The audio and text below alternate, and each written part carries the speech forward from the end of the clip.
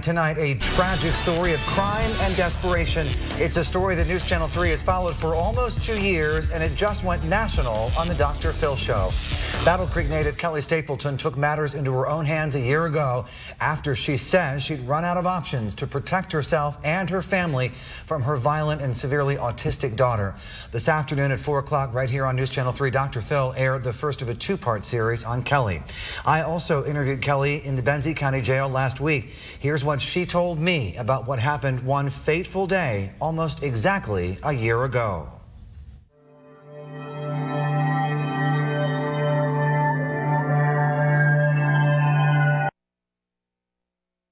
Forgive myself for what I did. I hurt my daughter.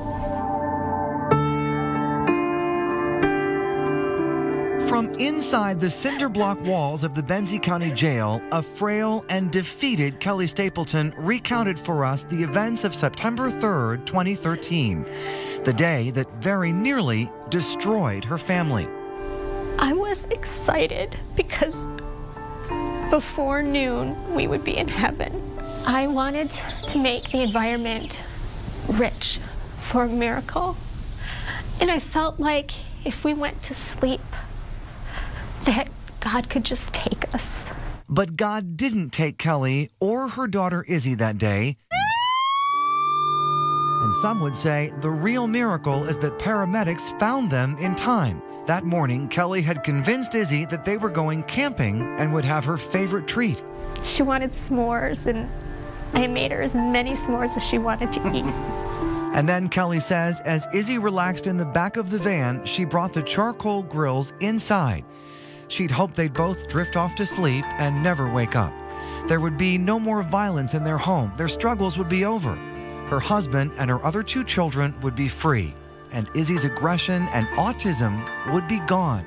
So I was so excited that I was going to get to talk to the Isabel that I never got to know here. Because the autism got in the way of everything. The autism took her from us. I knew this would be a tragedy, but they could move on. And McEwen would never get hit on his wedding day, and Ainsley would not get hurt on prom night, and Matt could have some sort of future. He could start saving for retirement.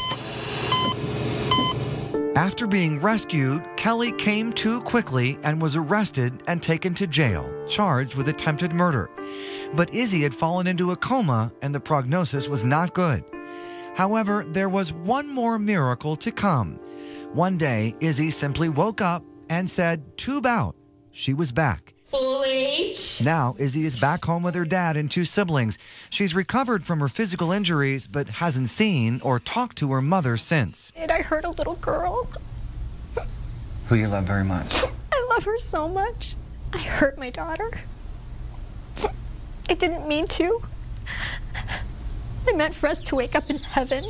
But she may be waking up for many mornings to come in prison. Last week, to avoid a trial, Kelli Stapleton pleaded guilty to child abuse and also gave up all legal rights to her children. When she's sentenced in October, she may give up her freedom too. Tonight, as she awaits her own fate, she can only hope the sentence she serves might also serve a greater purpose. For all the families out there where autism has become a deadly condition, I want us to be able to get help.